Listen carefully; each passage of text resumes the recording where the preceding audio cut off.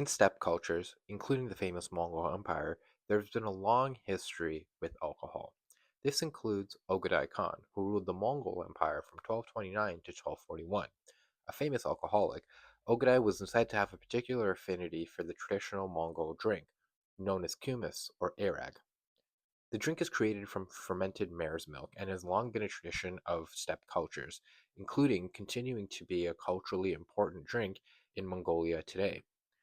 Ogadai is said to have taken it a step further, with multiple historical sources noting that the emperor's alcoholism was quite devastating. Concerned about his alcoholic ways and the impact it was having on the empire, Ogadai's brother, Chagatai, asked to limit his drinking.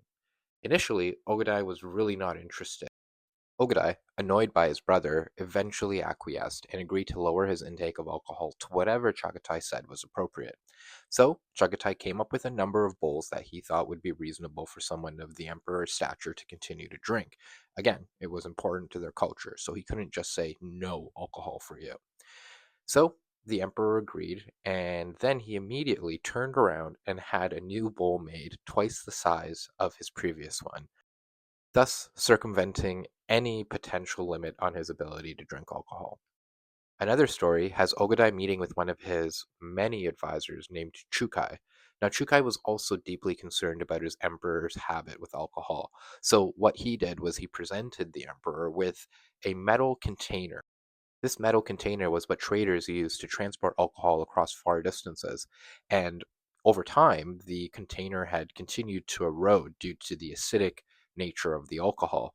So Chukai turned to his emperor and said, "If wine can do this to iron, what do you think it could do to your internal organs?"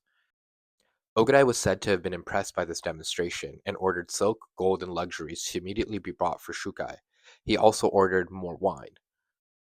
Ogadai ultimately died of his alcoholism, changing the trajectory of the Mongol Empire's expansive ambitions, as his death essentially halted the expansion into Europe.